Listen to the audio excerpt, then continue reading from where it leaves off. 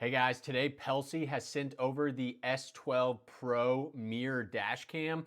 I'm super excited to get this installed and then show you guys what the video quality looks like. How easy was it to install? You just clip this onto your mirror. Additionally, this has a built-in dash cam on the back you can see right there. So you're going to have a front dash cam that doesn't take up any extra space on your windshield, only the mirror itself. So let's first see what came in the box and then we'll go ahead and get it installed. So first, obviously, we had the mirror itself. I'm not going to pull this off until we get it into the vehicle so I don't get fingerprints all over it. In terms of the mirror itself, we've got a Type-C port for the power, an AV to run to our backup camera, a micro SD. It does come with a 64 gigabyte and a spot for a GPS, which is going to hook up to that Pelsee app that we'll look at a little later. This is how it clips onto the mirror. Super easy. You have these right here. And then of course we've got our dash cam. I'm gonna go ahead and pull this off right now so I don't forget. And let's see what else came in here. Here we have the rear backup camera, which is 1080p by the way. Our cigarette lighter right here. We have our 64 gigabyte card. And what I love to see in here is it also has a pry bar so we can run that cable through the ceiling of the vehicle. And this right here is the GPS. So this will plug directly into the top of the mirror. And then this will stick maybe on the dash or wherever we want to put it. These are the 4 little straps that we'll use to actually strap it to the mirror. So from here, I guess let's go ahead and get it installed. All right, I'm gonna be installing this on my 2014 Ford Fusion. The great thing about these cameras is that they'll basically work on almost any vehicle. You just need to have a standard mirror like I do right there.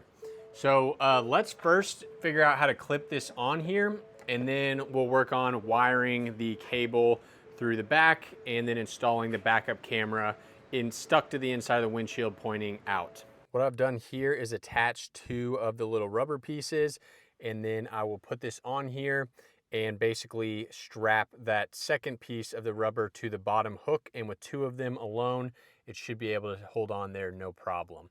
So it's just gonna go like this. I'll put the rubber pieces behind the mirror and that'll strap it on. So there you can see, super easy to do. One thing to note is I need to scoot it over a little bit because my camera is looking straight into my mirror. So I'm just gonna slide it over to the side. But that is how you do it. So let me scoot this over a little bit because we definitely wanna be able to use our dash cam. And there we go. Now our dash cam is perfectly poking out. And the nice thing about this is that you can actually adjust this. So I'm gonna point it a little bit out to the side here, and then once we see what the image looks like, we can orient it a little bit different. But I think it's finally time to go ahead and peel our sticker and see that this is indeed still a mirror finish on it. So you can still see out of the mirror, it's just also gonna have a screen on it. So that looks really good.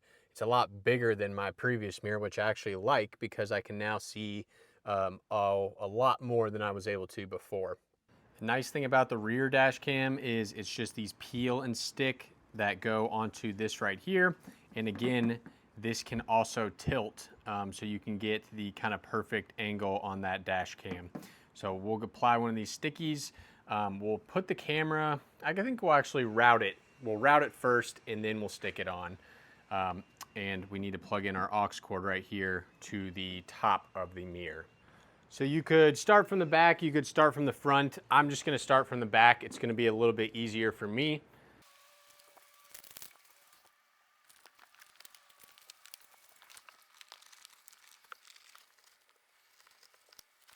All right, that was easy enough. I've got the cover pulled off the front here, and we'll just go ahead and stick this right here. And like I said, we'll figure out the exact amount that we want to tilt it once we see what the picture looks like, but that looks good for now. So this is not the exact cable that came with it, but it's still USB-C. So how you run this is you run it up, over, and down into the mirror, and then it'll loop down, under, and into your cigarette lighter, at least in my vehicle. So let's go ahead and plug these in here. The AV will be for our rear camera. That's good to go. And then our USB-C, we'll scoot this over. That will go like this. And I'll get rid of this cable for you guys. Okay, the last thing we need to do here is insert our memory card. I always get that the wrong orientation.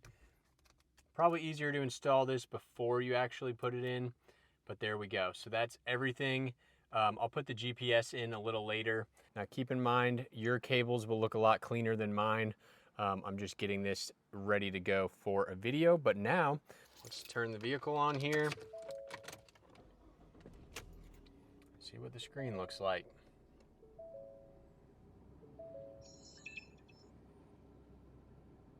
Please format the card. Okay, it should be a touch screen. It is indeed. Formatting complete. Right, so format is complete. Recording started. And here we have our first view.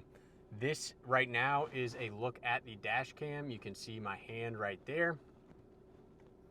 We've got a mile/hour indicator as well as the date and the time. Like to see that. If you hit the screen, you have a couple different options. You could take a quick picture. You can do voice commands. We'll check those out in a little bit.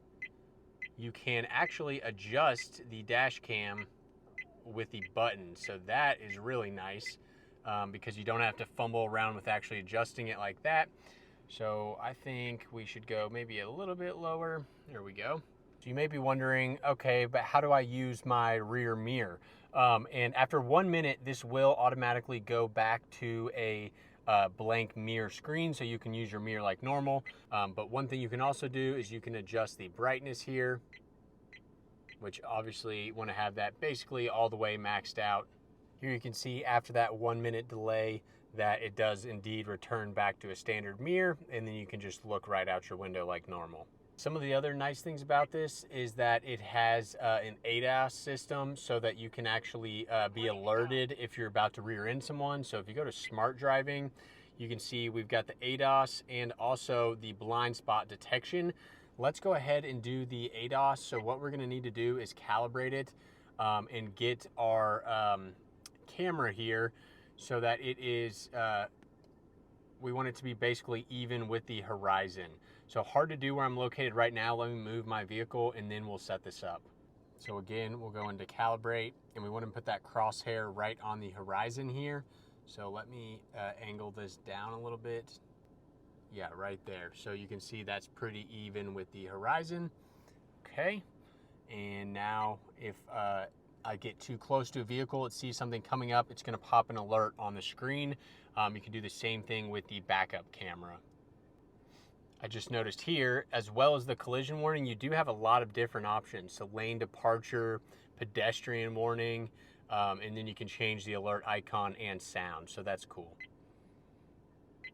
One downside of that is if you turn that on, it's going to degrade the camera's quality from 4K to 1440p. So just keep that in mind.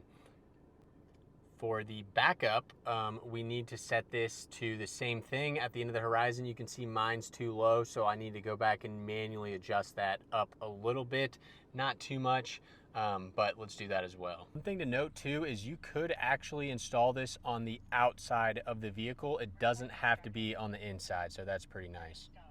I'd say that's close enough, and so now we'll have a little bit of blind spot detection as well. So let's start driving around and I'll give you guys some good footage of what the camera looks like during the day. Then we'll check it at night because this does have true color even at nighttime, which is pretty crazy.